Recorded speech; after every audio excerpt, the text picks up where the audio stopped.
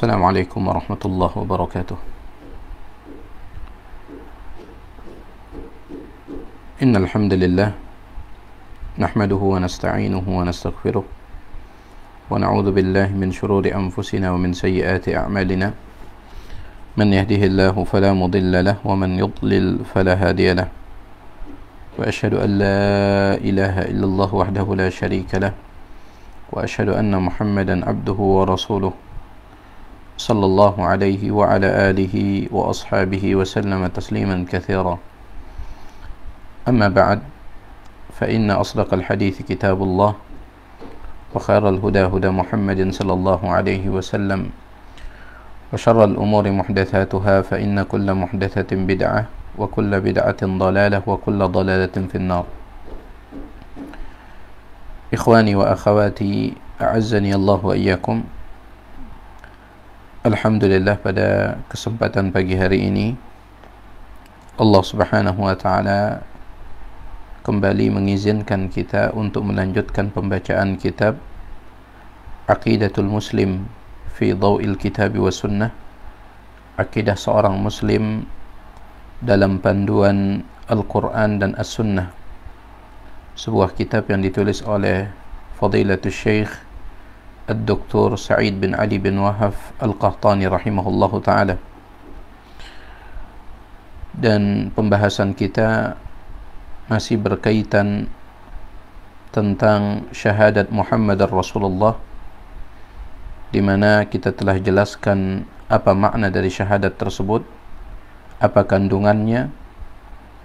Begitu pula kita telah menjelaskan secara singkat biografi Nabi kita Nabi Muhammad sallallahu alaihi wasallam, karena memang di antara tiga landasan utama yang harus kita ketahui adalah ma'rifatun Nabi sallallahu alaihi wasallam, mengenal beliau sallallahu alaihi wasallam.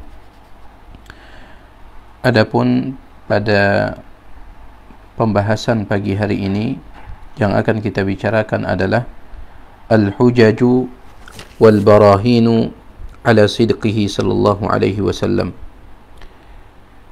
bukti-bukti yang menunjukkan kebenaran Rasulullah sallallahu alaihi wasallam. Qala al-muallif rahimahullahu taala, penulis mengatakan di sini ada dua halaman yang akan saya lompati, saya lewati. Ya, saya akan langsung masuk ke dalam inti dari pembahasan ini. Beliau mengatakan, wala syakka anna al-ayat wal bayyinat ad-dallata ala nubuwwatihi sallallahu alaihi wasallam wa umumi risalatihi kathiratun mutanawwi'ah. Dan tidak diragukan lagi bahwa tanda-tanda dan bukti-bukti yang menunjukkan kenabian Nabi kita Muhammad sallallahu alaihi wasallam, dan juga yang menunjukkan universalnya kerasulan beliau, artinya menyeluruhnya kerasulan beliau, tanda-tanda dan bukti-bukti akan hal itu kathiratun, sangatlah banyak, mutanawwi'atun, dan sangat beragam, bermacam-macam. Wa hiya aktsaru wa a'zamu min ayati ghairihi min al-anbiya. Bahkan tanda dan bukti yang menunjukkan kenabian Nabi Muhammad sallallahu alaihi wasallam itu lebih banyak daripada tanda-tanda yang menunjukkan kenabian nabi-nabi yang lain. Ya. Jadi beliau sallallahu alaihi wasallam memiliki tanda-tanda yang menunjukkan kenabian beliau lebih banyak jika dibandingkan dengan nabi-nabi yang lain. Wa jami'ul anwa'i tanhasiru fi naw'aini. Akan tetapi secara umum, semua tanda yang menunjukkan kenabian Nabi Muhammad sallallahu alaihi wasallam itu bisa dikelompokkan menjadi dua macam. Ya. Banyaknya tanda yang menunjukkan kenabian beliau secara umum bisa diklasifikasikan atau dikelompokkan menjadi dua macam. Yang pertama, minha ma madha wa sara ma'luman bil khabari sadiqi ka mu'jizati Musa wa Isa. Yang pertama adalah ada tanda-tanda yang sudah berlalu. Ya, ada tanda-tanda yang sudah berlalu, akan tetapi kita mengetahuinya melalui berita yang benar. Sama seperti mukjizat-mukjizatnya Nabi Musa dan Nabi Isa sudah berlalu. Nah, begitu pula dengan Nabi kita Nabi Muhammad sallallahu alaihi wasallam. Ada tanda-tanda yang menunjukkan kebenaran kerasulan beliau, namun tanda-tanda tersebut telah berlalu. Tetapi mengapa kita mengetahuinya, atau dari mana kita mengetahuinya? Dari berita yang benar, dari berita yang terpercaya. Contohnya adalah Nabi kita Nabi Muhammad sallallahu alaihi wasallam, ya, beliau di antara mukjizatnya yaitu membelah bulan. Bulan pernah terbelah di zamannya Nabi sallallahu alaihi wasallam. Karena pada saat itu orang-orang Quraisy mengatakan kepada beliau sallallahu alaihi wasallam untuk mengejek beliau. Mereka mengatakan, wahai Muhammad, kalau seandainya betul engkau seorang nabi, seorang rasul, maka ketahuilah setiap nabi, setiap rasul itu memiliki mukjizat. Maka tampakkan apa mukjizatmu. Ya. Dalam sebagian riwayat mereka mengatakan, kalau engkau betul seorang nabi dan rasul, maka coba belah bulan ini. Nabi SAW mengatakan, kalau seandainya saya lakukan, apakah kalian akan beriman dan percaya? Mereka mengatakan, bagaimana tidak kami beriman? Lakukan saja, kami pasti beriman. Maka Nabi SAW mengangkat telunjuk beliau menghadap bulan, kemudian beliau seolah-olah membelahnya dengan telunjuk beliau, dan betul bulan pun terbelah. Bulan pun terbelah dua, dan itu dilihat oleh orang-orang Quraisy dengan mata kepala mereka. Jadi Nabi SAW menunjuk bulan, kemudian beliau menggaris seperti ini. Ya, beliau garis seperti ini. Maka bulan pun terbelah dua. Itu mereka lihat. Namun subhanallah, ketika mereka melihat itu, justru mereka semakin ingkar. Mereka mengatakan, hadza sihrum mubin, ini adalah sihir yang nyata ini. Nah, dari mana kita tahu bahwasanya rembulan pernah terbelah? Dari berita yang terpercaya, yaitu firman Allah Subhanahu wa taala dalam Al-Qur'an. Allah Subhanahu wa taala berfirman, iqtarabatis sa'atu wansyaqqal qamar. Hari kiamat itu telah semakin dekat. Wansyaqqal qamar, dan rembulan pernah terbelah. Ya, dan rembulan pernah terbelah. Jadi ada tanda-tanda yang sudah berlalu. Akan tetapi kita mengetahui bahwasanya tanda tersebut betul-betul ada melalui berita yang terpercaya. Ka mu'jizati Musa wa Isa, ya. Sebagaimana halnya mukjizat Nabi Musa telah berlalu. Dari mana kita tahu di zaman Nabi Musa memiliki mukjizat?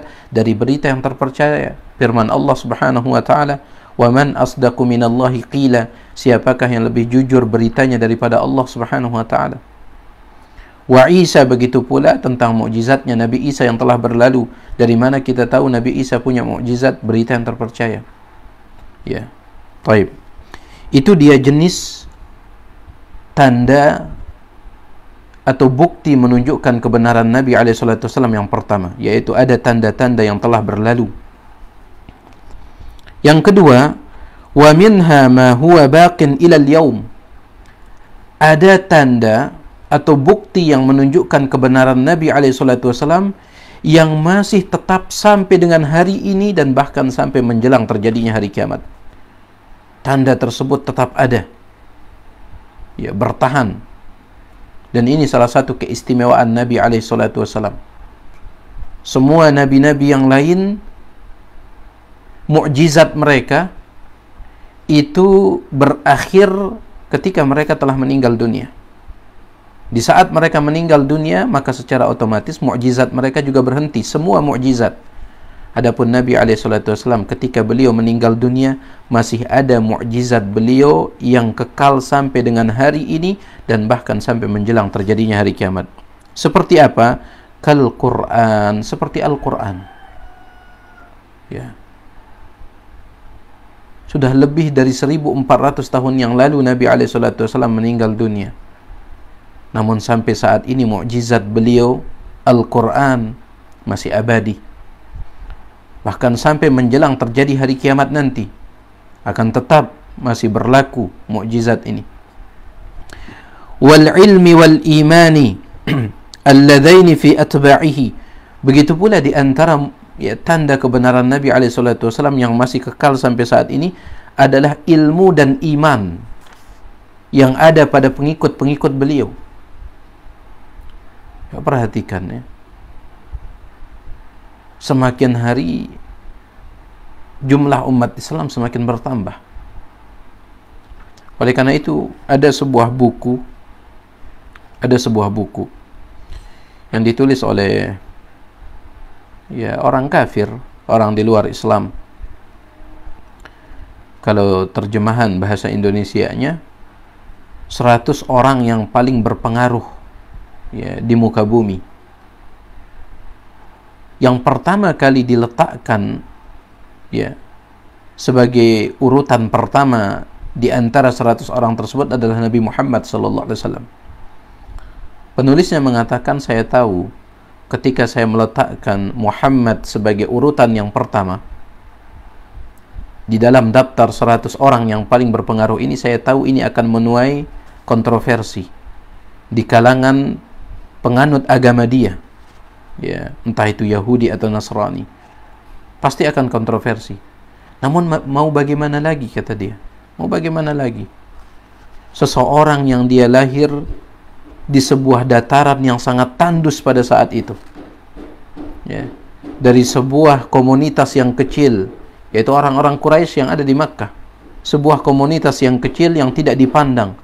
Namun lihat bagaimana agama yang dia sebarkan menjadi agama yang paling banyak penganutnya di dunia ini, kata dia.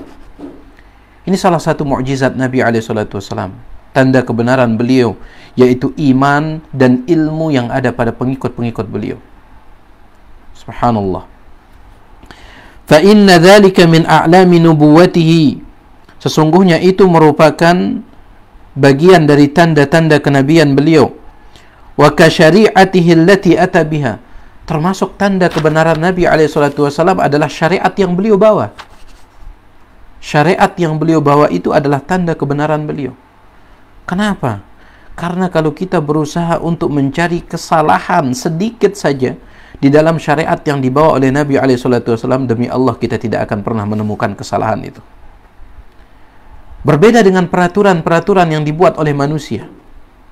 Seandainya berkumpul orang-orang yang dikatakan memiliki kecerdasan yang melampaui batas, seandainya mereka berkumpul di satu tempat, kemudian merumuskan aturan-aturan, membuat aturan-aturan, pasti akan ditemukan kesalahan atau kekurangan di dalam aturan-aturan yang mereka buat.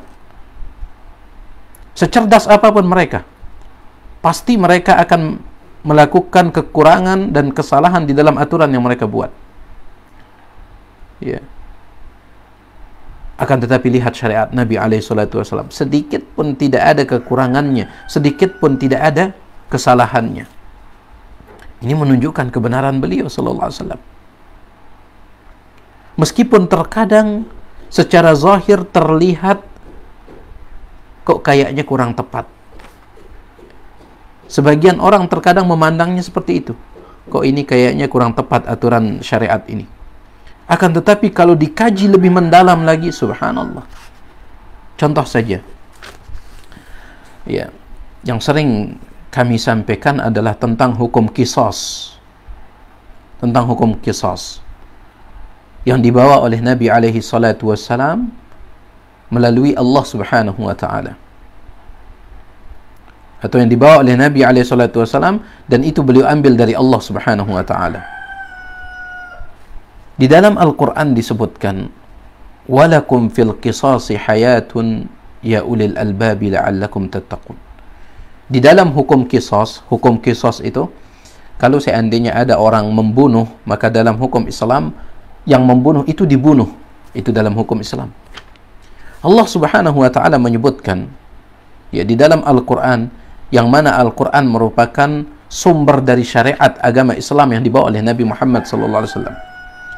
Walakum fil qisasi hayatun, bagi kalian di dalam hukum qisas itu terdapat kehidupan. Bagi kalian, saya ulangi, di dalam hukum qisas terdapat kehidupan. Ya ulil albab, wahai orang-orang yang berakal, la'allakum tattaqun, agar kalian bertakwa. Mari kita telaah ayat ini. Bagi kalian di dalam hukum qisas itu terdapat kehidupan. Kok bisa dikatakan kehidupan? Padahal yang namanya hukum qisas, orang yang membunuh kita bunuh. Ya, orang yang membunuh kita bunuh. Kok bisa dikatakan itu di dalamnya terdapat kehidupan? Ya, dijelaskan oleh para ahli tafsir. Seseorang yang dia ada niat ya untuk membunuh, seseorang yang dia ada niat di dalam hatinya untuk membunuh, saya akan membunuh si fulan, saya akan membunuh si Allan. Dia punya niat. Tetapi sebelum dia menjalankan aksinya, dia mengingat, tetapi kalau saya membunuh, saya juga yang akan dibunuh. Ya. Kalau saya membunuh dia, saya juga yang akan dibunuh. Kalau dia berpikir seperti itu, maka kemungkinan besar dia tidak akan jadi menjalankan aksinya. Ya. Dia akan mengatakan, untuk apa saya bunuh dia kalau seandainya ujung-ujungnya saya juga yang akan dibunuh. Lihat, berarti hukum qisas ini menjaga kehidupan manusia. Orang akan berpikir ribuan kali, bahkan jutaan kali, kalau seandainya dia ingin membunuh, tetapi dia ingat bahwasanya kalau saya membunuh, saya akan dibunuh. Dia akan berpikir ya, ribuan kali untuk melakukan aksinya. Berbeda kalau seandainya ya seorang pembunuh di penjara 8 tahun. Nanti ketika dia keluar dari penjara, tidak menutup kemungkinan dia akan kembali membunuh. Di penjara lagi 10 tahun. Setelah keluar, tidak menutup kemungkinan dia akan kembali membunuh. Sehingga kehidupan manusia, keamanan manusia tidak terjaga. Ya. Adapun kalau seandainya hukum Allah Subhanahu wa taala yang membunuh dibunuh, ya, maka si pembunuh akan berpikir ratusan kali untuk melakukan aksinya, ribuan kali bahkan jutaan kali untuk melakukan aksinya. Apa fungsinya saya bunuh dia kalau seandainya ujung-ujungnya saya dibunuh? Nah, dengan demikian kehidupan manusia pun terjaga. Lihat bagaimana sempurnanya syariat Allah. Meskipun sebagian orang memandang ini kok sadis sekali. Ya, kok sadis sekali. Contoh lain misalkan. Dalam hukum Islam seorang pencuri tangannya dipotong. Ya, pergelangan tangannya dipotong sini. Dalam hukum Islam. Kira-kira orang yang berakal, ya, apakah dia mau melepaskan pergelangan tangannya hanya untuk mencuri sebuah HP? Ya, mencuri sebuah HP yang harganya 1 juta atau 2 juta. Apakah dia mau menukarnya dengan pergelangan tangannya? Tidak mungkin. Tidak mungkin.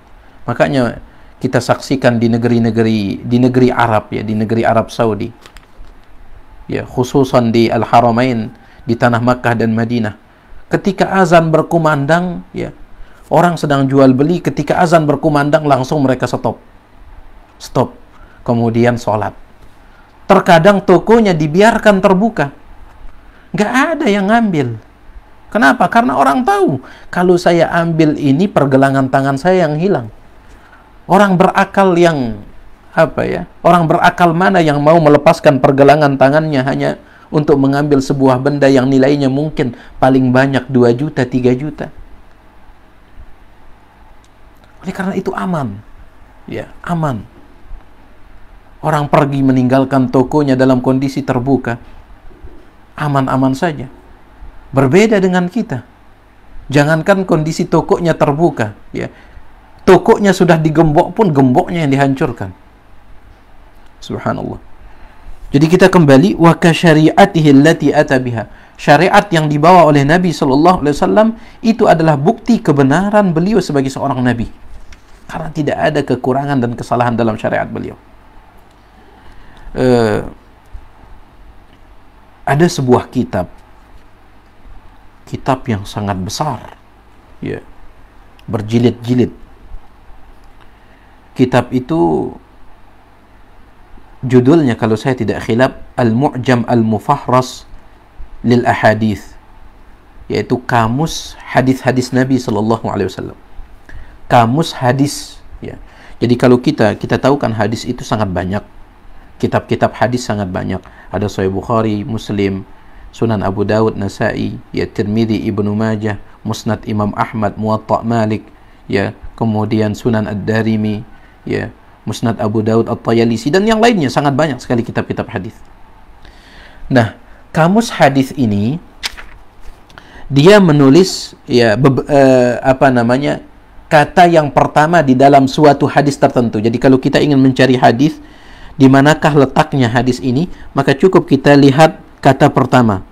Ya, kita lihat kata pertama. Contoh, innamal a'malu binniyat, innamal a'mal. Kita cari di dalam kamus itu innamal a'mal. Nanti di sana akan ketemu, ya, oh hadis ini terdapat dalam Sahih Bukhari, nomor sekian, sekian, sekian. Itu fungsi dari kamus hadis itu. Dan kamus hadis itu sangat tebal sekali. Dulu saya pernah diceritakan oleh salah seorang guru kami. Beliau mengatakan, tahukah engkau yang menulis kamus ini siapa? Yang menulis kamus hadis ini bukan ulama, tetapi yang menulisnya adalah para misionaris agama Kristen. Yang menulis kamus hadis ini adalah para misionaris, ya, yang mereka mempelajari bahasa Arab. Sengaja mereka belajar bahasa Arab untuk mempelajari Islam, untuk mencari kesalahannya. Lalu mereka pun mulai berkumpul menulis kamus hadis ini untuk apa? Untuk mencari kesalahan di dalam hadis-hadis Nabi SAW. Mereka kumpulkan hadis-hadis, mereka tulis ini satu, ini satu, ini satu, sampai terkumpul sangat tebal sekali kitab hadis, kamus hadis ini sangat tebal sekali. Ya, berjilid-jilid. Untuk apa? Satu tujuan mereka, mencari kesalahan sedikit saja, ya, dari hadis-hadisnya Muhammad sallallahu alaihi wasallam. Ternyata mereka tidak menemukannya sampai selesai kitab itu, dan justru kitab itu bermanfaat bagi kaum muslimin. Subhanallah. Wa makaru wa makarallah wallahu khairul makirin. Mereka berusaha untuk membuat tipu daya, tetapi Allah justru membalas tipuan mereka, dan Allah sebaik-baik yang membalas tipu daya mereka. Justru kitab, ya, itu bermanfaat bagi kaum muslimin sekarang, untuk mereka jadikan rujukan untuk mencari hadis-hadis Nabi SAW. Tujuan mereka adalah untuk mencari kesalahan sedikit saja dari hadis Nabi SAW. Subhanallah, sempurna. Ya, sempurna. Wa kasyari'atihi allati ata biha. Saya ulangi untuk sekian kalinya. Dan syariat beliau yang beliau bawa, itu adalah salah satu tanda kebenaran beliau sebagai seorang nabi. Wal ayati allati yudhhiruha Allah waqtan ba'da waqtin. Begitu pula dengan tanda-tanda yang Allah Subhanahu wa taala tampakkan dari satu waktu ke waktu. Min karamatis salihin min ummatihi, seperti adanya kekeramatan yang terjadi pada orang-orang saleh dari kalangan umat Nabi Muhammad sallallahu alaihi wasallam. Ya. Orang-orang saleh di kalangan umat Nabi Muhammad sallallahu alaihi wasallam, ya, sebagian mereka memiliki karamah, kekeramatan. Maka kalau seandainya, ya, orang saleh dari kalangan umat beliau saja memiliki kekeramatan, apalagi Nabi SAW, maka pasti beliau memiliki mukjizat yang menunjukkan kebenaran beliau. Taib, ya, karena saya singgung sedikit. Sebenarnya ini sudah berkali-kali kita sampaikan. Kejadian luar biasa, ya, kejadian luar biasa yang sulit dicerna oleh akal, itu ada 4. Secara umum ada 4 macam. Ya. Kejadian luar biasa yang dikatakan al-khariqu lil adah, yang bisa merobek, ya, kebiasaan, maksudnya yang tidak bisa dijangkau oleh akal. Itu ada 4. Yang pertama ada yang disebut dengan irhas.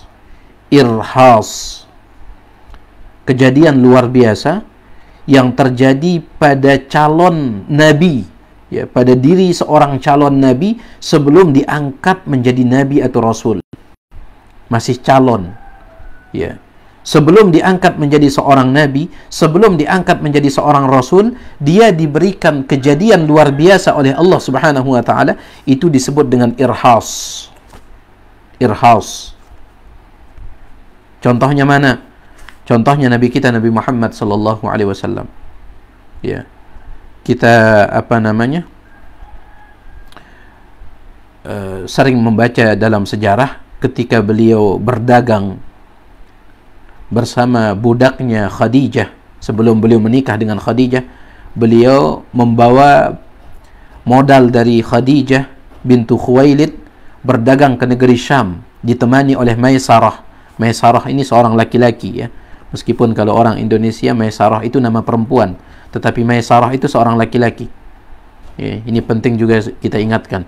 Karena dulu saya ingat sekali ketika belajar SKI, sejarah kebudayaan Islam di SD dulu, ya. Begitu pula di di sanawiyahnya, di SMP-nya dikatakan bahwasanya Maisarah ini seorang perempuan. Jadi Nabi SAW bepergian, ya, berdagang membawa harta Khadijah dengan seorang perempuan. Ini nggak benar, ya, nggak benar. Maisarah itu seorang laki-laki.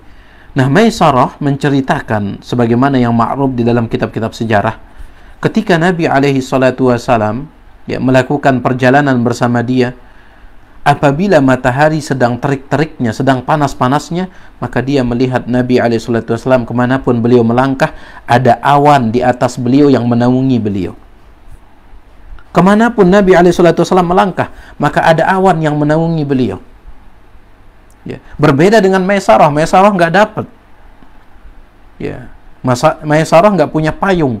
Adapun Nabi SAW ada yang memayungi beliau, yaitu Allah Subhanahu wa taala menggunakan awan. Itu disebut dengan irhas. Irhas, kejadian luar biasa yang terjadi pada diri calon seorang nabi sebelum resmi diangkat menjadi nabi atau rasul. Irhas. Yang kedua, ada yang disebut dengan mu'jizat.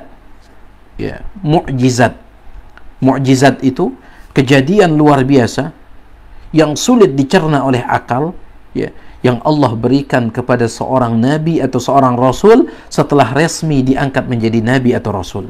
Setelah resmi, itu baru disebut mu'jizat. Ya. Contohnya adalah Nabi Musa, tongkatnya bisa membelah lautan. Ini kan sulit dicerna oleh akal. Akan tetapi kita beriman. Kenapa? Karena kita diberitahukan oleh berita yang terpercaya, firman Allah Subhanahu wa taala. Nabi Musa dengan tongkatnya dia memukul batu, maka secara spontan langsung keluar, ya, 12 mata air memancar untuk dijadikan sebagai tempat minum oleh kaum beliau. Ini namanya mukjizat. Nabi Saleh keluar unta dari batu. Itu mukjizat beliau.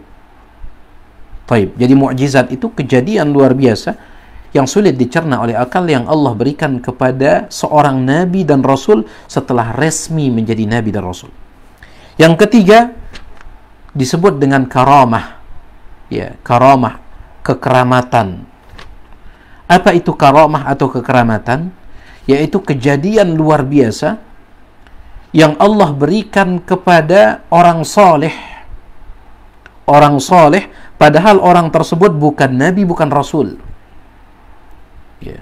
Namun Allah berikan kepadanya kejadian luar biasa. Contohnya disebutkan oleh para ulama. Umar ibn al-Khattab radhiyallahu ta'ala an, ketika Umar bin Khattab menjabat sebagai khalifah. Ya, Umar bin Khattab menjabat sebagai khalifah Amirul Mukminin. Pada saat itu Umar bin Khattab mengirim sebuah pasukan kaum muslimin untuk melakukan sebuah peperangan. Dan pasukan tersebut dipimpin oleh seorang laki-laki yang bernama Sariyah. Ya. Yang ditunjuk sebagai komandan, ya, oleh Umar bin Khattab radhiyallahu ta'ala yang akan mengepalai dan mengetuai pasukan tersebut seseorang laki-laki yang bernama Sariyah. Maka berangkatlah pasukan tersebut. Ya. Mereka melakukan pertempuran di sebuah tempat yang jauh sekali dari kota Madinah. Suatu ketika Umar bin Khattab radhiyallahu taala Umar bin Khattab dia berkhutbah di hadapan orang-orang yang ada di kota Madinah. Dia berkhutbah, menyampaikan nasihat ketakwaan, menyampaikan nasihat untuk berbuat baik. Tiba-tiba di tengah khutbah Umar bin Khattab berteriak, mengatakan, "Ya Sariyah al-Jabala al-Jabala." Wahai Sariyah, cepat pergi ke gunung, cepat pergi ke gunung. Padahal Sariyah ini, ya, pemimpin pasukan tersebut, dia sedang berperang di sebuah tempat yang sangat jauh sekali dari kota Madinah. Sangat jauh. Di saat itu tidak ada HP, tidak ada alat telekomunikasi yang lainnya, nggak ada. Tiba-tiba Umar bin Khattab di tengah khutbah mengatakan, "Ya Sariyatu al-Jabala al-Jabala." Wahai Sariyah, pergi ke gunung, pergi ke gunung. Bawa pasukanmu pergi ke gunung. Orang keheranan, kenapa dengan Amirul Mukminin ini? Keheranan mereka terjawab ketika Sariyah dan pasukannya pulang, ya, pulang dari peperangan. Lalu mereka menceritakan, apa kata mereka? Pada saat itu hampir saja kami akan kalah. Hampir saja kami akan kalah. Kalau bukan karena Allah, kemudian kami mendengar suaranya Amirul Mukminin yang menyuruh kami untuk pergi ke gunung. Coba lihat. Kami mendengar instruksi dari perintah dari Amirul Mukminin agar kami pergi ke gunung, ya, bertahan di gunung. Padahal kita sudah katakan Sariyah pada saat itu melakukan pertempuran di sebuah tempat yang sangat jauh sekali dari kota Madinah, ya, dan tidak ada HP, tidak ada alat telekomunikasi. Bisa jadi ribuan kilometer tempat dia melakukan peperangan. Nah, itu disebut dengan karamah, kejadian luar biasa yang Allah berikan pada orang soleh, di mana orang tersebut bukan nabi, bukan rasul. Ya. Contoh lain yang disebutkan oleh para ulama tentang Al-Ala ibn al-Hadrami, salah seorang sahabat Nabi SAW. Al-Ala ibn al-Hadrami, di mana orang sahabat ini di zaman Abu Bakar As-Siddiq radhiyallahu an, ketika Abu Bakar yang menjadi khalifah. Kita tahu di zaman Abu Bakar, ya, ketika Nabi SAW meninggal dunia, banyak orang-orang Arab yang murtad, yang keluar dari Islam. Bahkan ada yang mengaku diri sebagai nabi pada saat itu, di antaranya Musailimah al-Kadzab. Dan ada juga yang lain yang mengaku diri sebagai nabi. Ya. Nah, pada saat itu Abu Bakar, beliau memantapkan niat untuk memerangi orang-orang yang murtad. Maka Abu Bakar pun menyusun pasukan. Ya, dan pasukan itu dibuat tidak dalam satu pasukan, tetapi dia berkompi-kompi. Yang ini untuk bagian sana, yang ini untuk bagian sana, yang ini untuk bagian sana. Ya. Nah, kebetulan ada salah satu kompi pasukan itu yang dipimpin oleh Al-Ala ibn al-Hadrami untuk menyerang orang-orang murtad atau melawan orang-orang murtad yang ada di sebuah wilayah. Maka berangkatlah Al-Ala ibn al-Hadrami membawa pasukannya. Terjadi pertempuran yang sengit antara pasukan Islam yang dipimpin oleh Al-Ala ibn al-Hadrami, ya, dengan orang-orang yang murtad. Terjadi pertempuran sengit. Maka orang-orang yang murtad ini kalah. Mereka pun akhirnya mundur dan kabur. Ya, dikejar oleh Al-Ala ibn al-Hadrami bersama pasukannya, dikejar. Akhirnya sampailah mereka di sebuah, ya, pantai, di sebuah lautan. Maka orang-orang yang murtad itu ketika sampai di pantai itu, mereka langsung naik ke sebuah kapal. Mereka langsung naik ke sebuah kapal kemudian pergi. Sedangkan Al-Ala ibn al-Hadrami dia terlambat. Kapalnya sudah pergi, dia baru nyampe di pantai. Maka Al-Ala ibn al-Hadrami pun sebagaimana disebutkan oleh para ulama seperti Imam Ibnu Katsir, ya, dan yang lainnya, dia pun berdoa kepada Allah Subhanahu wa taala, menyebut nama-nama Allah Subhanahu wa taala, Ya Ali, Ya Azim, dan nama-nama Allah yang lain. Dia berdoa. Kemudian dia mengatakan, Ya Allah, kalau seandainya kami sedang membela kebenaran, maka izinkan kami untuk melewati laut ini. Setelah itu dia pun memacu kudanya.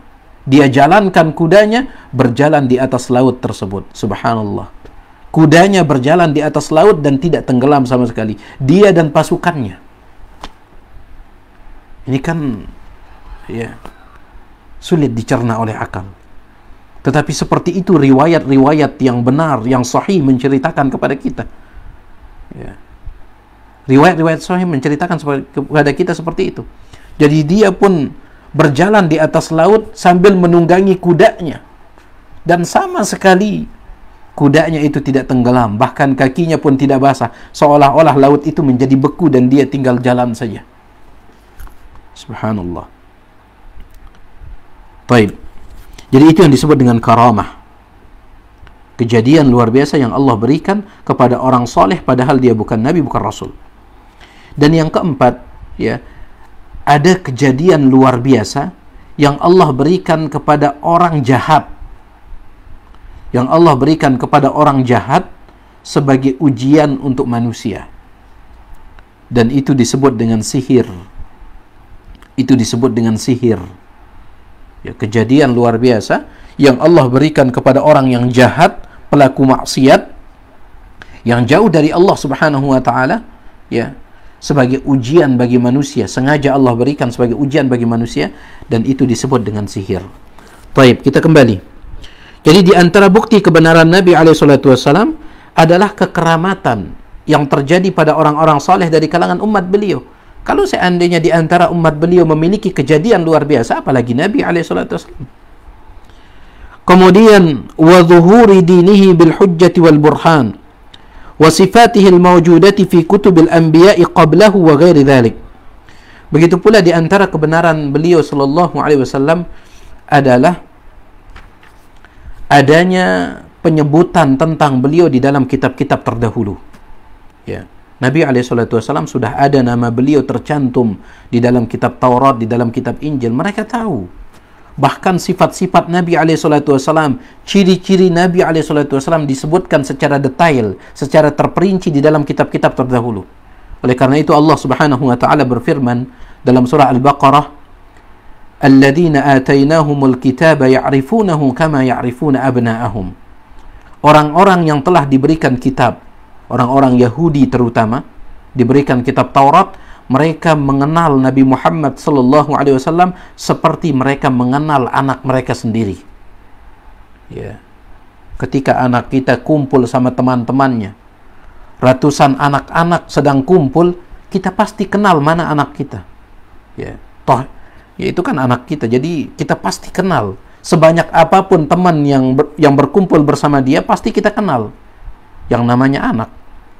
Nah, orang-orang Yahudi itu mengenal Nabi Muhammad SAW seperti mereka mengenal anak-anak mereka. Kenapa? Karena Nabi SAW telah disebutkan dalam kitab Taurat lengkap dengan ciri-ciri beliau. Itu juga menunjukkan kebenaran beliau SAW. Baik. Dan tanda-tanda yang lain. Wa hadza babun wasi'un la astati'u hasrahu. Ini adalah sebuah pembahasan yang sangat luas, kata Syekh. Berbicara tentang tanda atau bukti kebenaran Nabi SAW adalah pembicaraan yang sangat luas. Saya tidak bisa untuk membatasi pembicaraan seperti ini. Walakin sa'aktasiru fi itsbati nubuwwatihi sallallahu alaihi wasallam ala matlabaini ala an-nahwi at-tali. Akan tetapi saya akan mencukupkan diri menyebut pembahasan ini atau menjelaskan pembahasan ini pada 2 poin saja. Jadi pembahasan tentang tanda kebenaran Nabi SAW, pembahasan yang luas, tetapi saya akan mencukupkan diri dengan menyebutkan 2 poin saja. Al-matlabul awal, poin yang pertama, mu'jizatul Qur'anil azim, yaitu kita ingin bicara tentang mu'jizat Al-Quran. Ya, mu'jizat Al-Quran. Al-mu'jizatu lughatan ma u'jiza bihil khasmu 'inda at-tahaddi. Yang dimaksud dengan mu'jizat adalah sesuatu yang membuat musuh tidak mampu untuk melakukan seperti itu. Itu disebut dengan mu'jizat. Sesuatu yang musuh tidak mampu untuk menirunya. Ya. Sebagaimana kita katakan tadi, kejadian luar biasa yang tidak masuk akal. Bagaimana bisa akan ditiru, masuk akal pun nggak bisa. Ya, saking hebatnya. Itu disebut dengan mukjizat.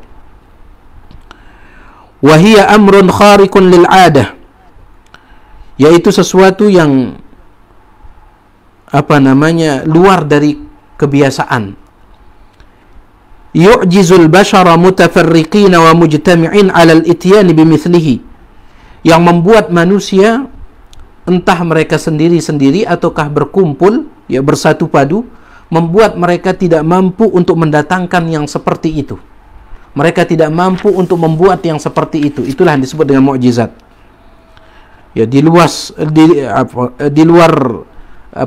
nalar manusia. Yaj'aluhu Allahu ala yadi man yakhtaruhu li nubuwwatihi. Allah Subhanahu wa taala menjadikannya kepada siapa saja yang Allah pilih sebagai nabinya. Liyadulla ala sidqihi wa sihhati risalatihi, untuk menunjukkan kebenaran kerasulannya atau kenabiannya. Wal Qur'anul Karimu kalamullahil munazzalu ala Muhammadin sallallahu alaihi wasallam, dan Al-Qur'an yang mulia merupakan firman Allah Subhanahu wa taala yang diturunkan kepada Nabi Muhammad sallallahu alaihi wasallam. Huwal mu'jizatul uzma, dan Al-Qur'an merupakan mukjizat terbesar. Ya, Al-Qur'an merupakan mukjizat terbesar. Al-baqiyatu ala mururid duhuri wal azman, yang akan abadi sepanjang zaman. Al-mu'jizu lil awwalina wal akhirin ila qiyamis sa'ah, yang akan terus menjadi mukjizat, artinya membuat orang tidak mampu membuat seperti Al-Quran, ya sampai tegaknya hari kiamat. Ya, ini mukjizat yang abadi. Ya. Sudah saya katakan tadi, seandainya berkumpul semua orang yang cerdas, ya, membuat peraturan-peraturan seperti yang terdapat di dalam Al-Quran, pasti ada saja kekurangan dalam aturan mereka. Atau seandainya berkumpul semua orang yang ahli menulis, mereka berkumpul bersatu padu untuk menulis sebuah kitab yang seperti Al-Quran, mereka tidak akan mampu untuk membuatnya. Tidak akan mampu. Al-Imam Asy-Syafi'i rahimahullah. Siapa yang tidak kenal Al-Imam Asy-Syafi'i rahimahullah? Imam madhab yang sangat terkenal sekali, terutama di Indonesia, madhab Syafi'i.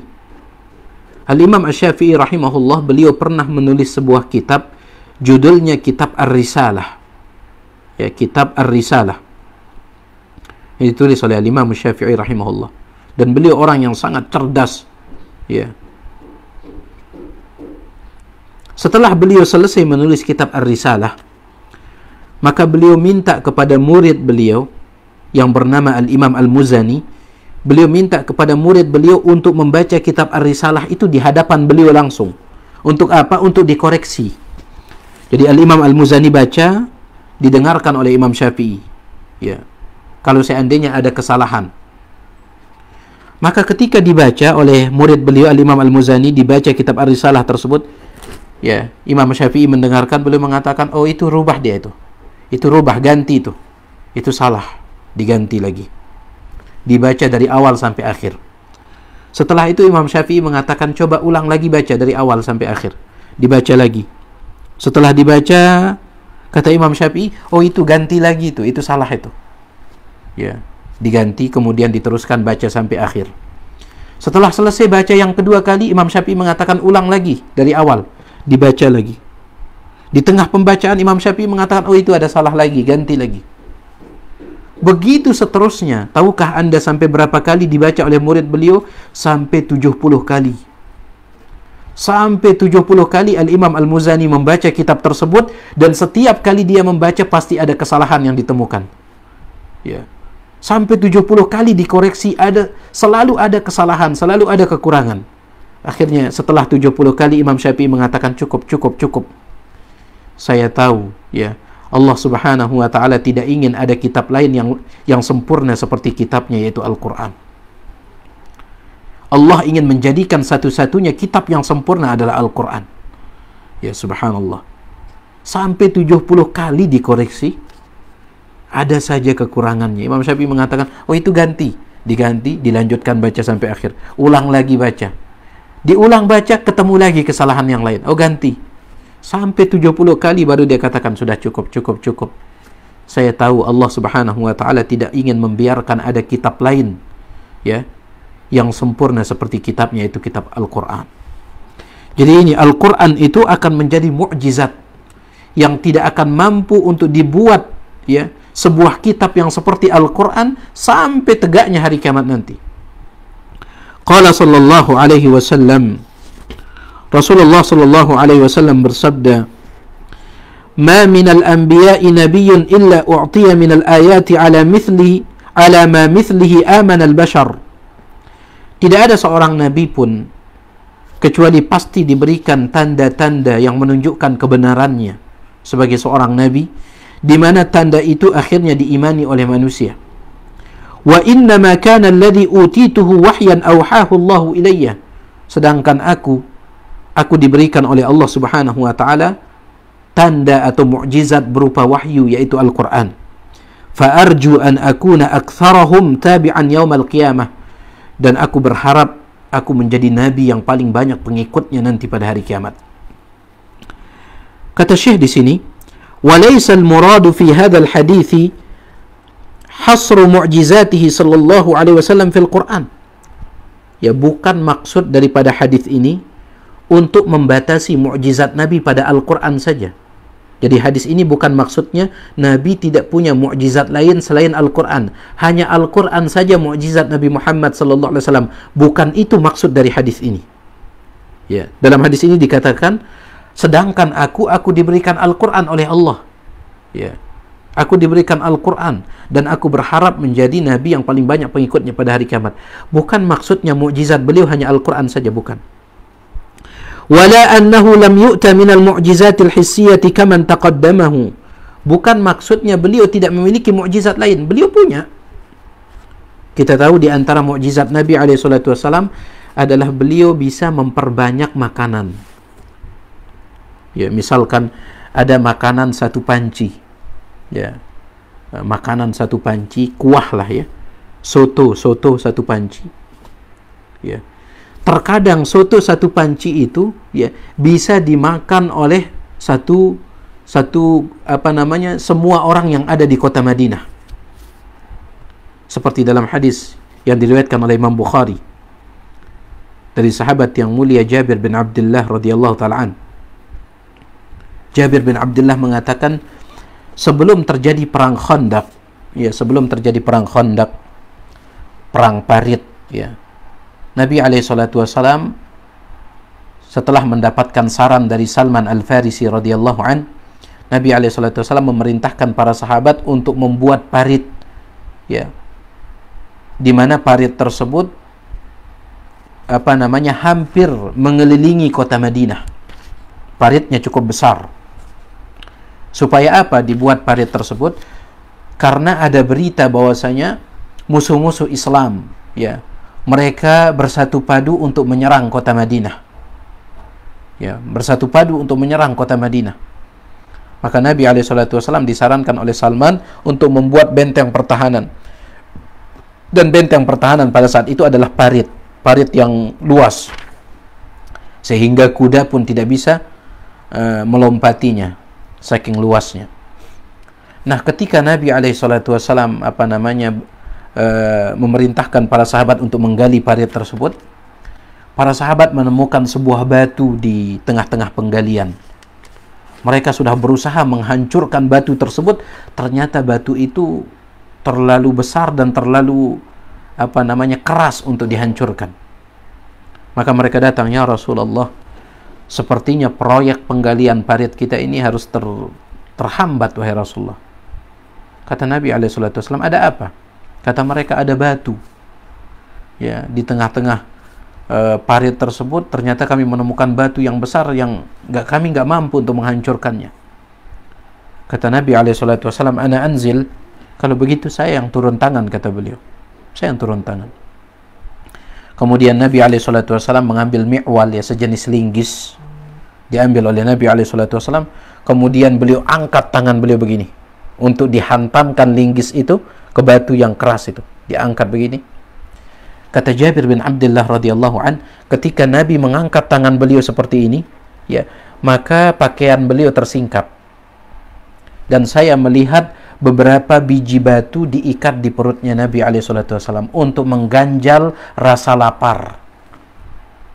Kemudian Jabir bin Abdullah mengatakan, memang ya, para sahabat dan Nabi SAW sudah 3 hari tidak makan. Subhanallah.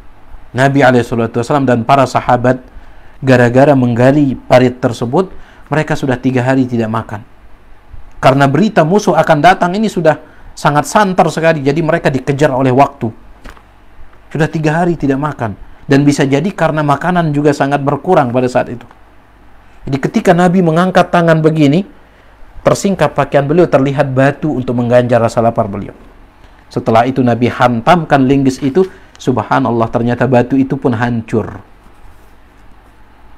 Melihat itu Jabir bin Abdullah, dia pun pulang. Ya, dia pulang ke rumahnya. Dia tanya sama istrinya, istriku ada makanan tidak? Istrinya mengatakan, kita memiliki stok ya gandum. Kemudian di belakang juga ada, kita punya seekor anak kambing. Itu kata istrinya. Apa kata Jabir bin Abdullah? Kalau begitu siapkan adonan. Ya.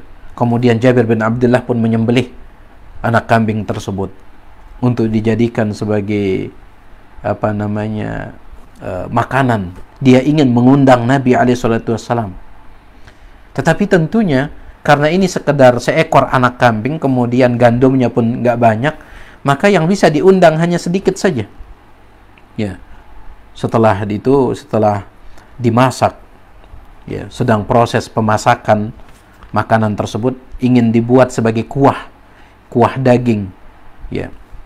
Maka Jabir bin Abdullah pergi menemui Nabi SAW. Dia katakan, sesampainya di sana, dia bisikin Nabi SAW. Dia bisik-bisik, takut didengar oleh sahabat yang lain. Karena makanan yang akan digunakan untuk menjamu Nabi SAW sedikit, gak cukup untuk semua orang. Dia katakan, wahai Rasulullah, saya ingin mengundang antum makan di rumah saya. Silahkan Anda ajak 4 orang atau 5 orang saja. Ya, itu kata Jabir bin Abdullah. Nabi SAW bertanya, apa yang engkau bikin? Tadi di rumah ada sedikit gandum, ya, kemudian ada seekor anak kambing yang saya sembelih. Kata Nabi SAW, yakfi, cukup sudah itu. Kemudian Nabi SAW mengatakan, wahai semua sahabat, ya, wahai semua penduduk Madinah, para sahabat beliau, Jabir mengundang kita ke rumahnya untuk makan. Jabir mengatakan, mampus sudah saya ini. Ya, makanan sedikit sekali di rumah. Ya. Saya hanya mengundang Nabi, bahkan beliau pun berbisik-bisik kepada Nabi SAW supaya tidak didengar oleh yang lain. Takut nggak cukup. Ya. Ternyata Nabi SAW mengatakan, wahai semua sahabatku, Jabir mengundang kita untuk datang ke rumahnya untuk makan. Jabir mengatakan, sudahlah, mampus sudah saya ini. Kemudian Nabi SAW berpesan kepada Jabir, jangan kasih istrimu menurunkan panci yang berisi kuah yang sedang dia masak itu sampai saya datang. Jangan kasih istrimu menurunkannya, biarkan panci itu tetap di atas tungkunya, ya, tetap di atas tungku api sampai saya datang. Jabir pun berlari pulang. Sesampai di rumah dia katakan, wahai istriku, Nabi SAW mengundang semua penduduk Madinah, ya, artinya semua sahabat, untuk datang makan ke rumah kita ini. Istrinya mengatakan, kok bisa, kan kita punyanya hanya sedikit ini. Saya sudah bilang sama beliau, namun ternyata beliau mengundang semua. Dan beliau berpesan supaya engkau tidak menurunkan panci itu dari atas tungku sampai beliau datang. Istrinya mengatakan, kalau begitu kita aman. Istrinya percaya, ya. Istrinya yakin sekali kalau seandainya Nabi SAW tidak akan mempermalukan mereka. Ya, kalau memang beliau berpesan seperti itu, ya, kita aman, kata istrinya. Akhirnya datang Nabi SAW. Ya, para sahabat sudah kumpul di halaman rumah untuk menerima bagian. Lalu Nabi SAW mengangkat panci. Ya, pancinya nggak terlalu besar, beliau angkat. Ya, kemudian beliau mulai menyuguhkan. Beliau yang menyuguhkan untuk sahabat beliau. Beliau yang melayani sahabat beliau yang begitu banyak. Ini disuguhkan ya di di piringnya dia, ini disuguhkan di piringnya dia. Subhanallah. Jabir bin Abdullah mengatakan, sampai semua sahabat makan sampai kenyang, kuah itu nggak berkurang-kurang dari dalam panci. Seolah-olah kuah itu dia seperti mata air yang nggak ada habisnya. Ya, keluar dari dasar panci itu. Jadi disendok kuah tersebut, biasanya kan kalau disendok berkurang. Ini disendok naik lagi dia. Disendok naik lagi. Disendok naik lagi. Satu panci kecil cukup dimakan oleh semua sahabat yang ada di kota Madinah. Subhanallah. Sampai semua makan. Kemudian tersisa sekarang Nabi SAW dan Jabir bin Abdullah beserta istrinya Jabir. Yang itu saja yang belum makan. Tapi masih banyak. Nabi SAW ingin menyuguhkan untuk Jabir. Apa kata Jabir? Ya Rasulullah, antum saja duluan. Kata Nabi SAW, tidak, engkau duluan. Ya, disuguhkan untuk Jabir dan istrinya. Baru setelah itu Nabi SAW makan. Nah, ini salah satu mukjizat Nabi SAW. Ya, beliau bisa memperbanyak makanan yang sedikit. Ya, jadi seolah-olah makanan itu bagaikan mata air terus keluar, gak ada habis-habisnya. Ya. Contoh lain juga disebutkan dalam riwayat Imam Bukhari dari Abu Hurairah radhiyallahu ta'ala. Kata Abu Hurairah, pernah suatu ketika saya sangat lapar sekali. Ya, kita tahu Abu Hurairah adalah seseorang yang sangat miskin, bahkan dia termasuk Ahlus Suffah. Ahlus Suffah itu adalah sahabat yang tinggal di emperan Masjid Nabawi karena mereka tidak punya rumah. Ya, mereka tidak punya rumah dan mereka pun makan kalau seandainya ada orang yang datang membawa sedekah. Mereka miskin sekali, termasuk Abu Hurairah. Abu Hurairah mengatakan pada suatu ketika, ya, saya sangat lapar sekali. Maka saya pun berdiri ya di tengah jalan yang biasa dilewati oleh para sahabat. Saya berdiri di sana. Tiba-tiba datang Abu Bakar. Lalu saya pun mulai bertanya kepada Abu Bakar tentang tafsir sebuah ayat Al-Quran. Wahai Abu Bakar, apa tafsiran ayat ini? Abu Bakar pun menjawabnya. Kata Abu Hurairah, sebenarnya saya menanyakan tentang itu bukan karena tidak tahu tafsirannya. Saya tahu kok tafsiran ayat tersebut, saya tahu. Tetapi sengaja saya tanya Abu Bakar supaya beliau melihat wajah saya yang kelaparan, agar beliau mentraktir saya. Ya, ternyata Abu Bakar sekedar menjawab saja, kemudian langsung pergi. Ya. Setelah itu, kata Abu Hurairah, saya pun terus berdiri. Tidak lama kemudian datang Umar. Saya kembali menanyakan tentang tafsir ayat tersebut. Dan ingat, saya menanyakannya bukan karena saya tidak tahu, tetapi supaya orang tempat saya bertanya itu dia melihat ya wajah kelaparan saya, supaya dia mentraktir saya, mengajak saya makan. Saking laparnya Abu Hurairah. Ternyata Umar pun seperti itu. Dijawab oleh Umar, setelah itu pergi. Ya. Akhirnya Abu Hurairah sudah putus asa.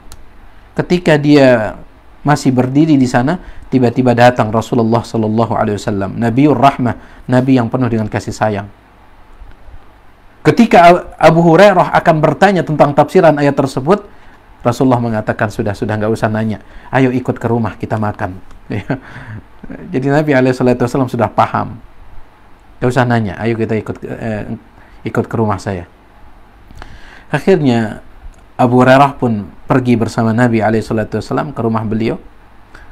Ternyata di rumah Nabi SAW ada satu bejana, ya, satu bejana kecil, yaitu air susu yang kalau seandainya diminum ya minimal bisa mengganjal perut lah. Ya, satu bejana air susu dihadiahkan oleh seseorang kepada Nabi SAW. Bejananya kecil, ya. Kata Nabi SAW, wahai Abu Hurairah, panggil semua teman-temanmu yang tinggal di emperan Masjid Nabawi, panggil mereka datang sini untuk minum. Ya. Dan kalau engkau menemukan seseorang di tengah jalan nanti, ajak juga dia datang ke sini untuk minum. Kata Abu Hurairah, ini air susu sedikit, cukup tidak ya? Saya berharapnya, kata Abu Hurairah, saya berharapnya beliau kasih saya minum dulu. Saya khawatir kalau seandainya yang lain datang, nanti saya nggak kebagian, kata Abu Hurairah, sedangkan saya ini laparnya sudah minta ampun ini.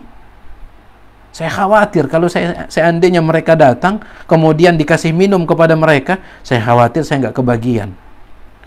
Ya. Tetapi perintah Nabi Muhammad SAW harus dijalankan, nggak bisa tidak. Akhirnya Abu Hurairah pun pergi, memanggil. Setelah datang semuanya, apa kata Nabi SAW? Wahai Abu Hurairah, kasih mereka minum dulu. Abu Hurairah mengatakan, kenapa kok bukan saya duluan dikasih minum, malah disuruh ngelayanin mereka ini. Ya. Akhirnya Abu Hurairah pun melayani semua sahabat yang datang, dilayani. Subhanallah, ya. Air susu yang ada di dalam bejana kecil itu nggak habis-habis, dituangkan ini, dikasih minum ini, bahkan yang ini nambah lagi, dikasih. Nggak habis-habis, bagaikan mata air. Sampai semua sahabat minum, yang hadir saat itu semua sahabat minum. Tinggal Abu Hurairah dan Nabi SAW.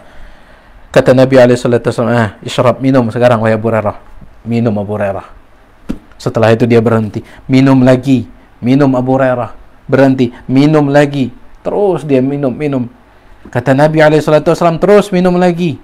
Kata dia, ya Rasulullah, lam ajid lahu maslakan, sudah nggak ada tempatnya wahai Rasulullah, sudah kenyang ini, nggak ada tempatnya lagi. Kemudian baru Nabi SAW minum. Nah, ini salah satu mukjizat Nabi SAW. Jadi yang ingin kita sampaikan di sini, mukjizat Nabi bukan hanya Al-Quran. Beliau juga memiliki mukjizat yang lain. Taib, balil muradu anna al-Qur'ana al-mu'jizatul uzma allati ikhtassa biha duna ghairihi. Ya. Akan tetapi maksud daripada hadis ini adalah bahwa Al-Quran adalah mukjizat terbesar beliau. Nabi punya mukjizat yang lain, tetapi mukjizat terbesar beliau adalah Al-Quran. Dan ini yang tidak dimiliki oleh nabi-nabi yang lain. Lianna kulla nabiyyin u'tiya mu'jizatan khassatan bihi, karena setiap nabi diberikan mukjizat khusus. Tahadda biha man ursila ilaihim, yang mereka gunakan untuk menantang kaum mereka yang ngeyel, yang ingkar, ya. Wa kanat mu'jizatu kulli nabiyyin taqa'u munasibatan li hali qaumihi, dan mukjizat setiap nabi itu sesuai dengan kondisi kaumnya. Mukjizat setiap nabi sesuai dengan kondisi kaumnya. Walihadza lamma kana as-sihru fashiyan fi qaumi fir'aun ja'ahu Musa bil 'asa ala surati ma yasna'u as-sahara. Oleh karena itu, ya, di zaman Nabi Musa ketika sihir menyebar di zaman Nabi Musa, maka mukjizat Nabi Musa adalah tongkatnya, di mana tongkatnya bisa berubah menjadi ular, sebagaimana tukang-tukang sihir itu bisa menjadikan tali-tali mereka menjadi ular. Mereka bisa merubah tali-tali mereka seperti ular. Begitu pula Nabi Musa, tongkatnya bisa berubah menjadi ular. Lakinnaha talqafu ma sana'u, akan tetapi tongkatnya Nabi Musa berbeda. Ya, berubah menjadi ular beneran yang memakan ular-ular buatan tersebut. Walam yaqa' dzalika bi'ainihi li ghairihi, dan itu tidak bisa dilakukan oleh penyihir, ya.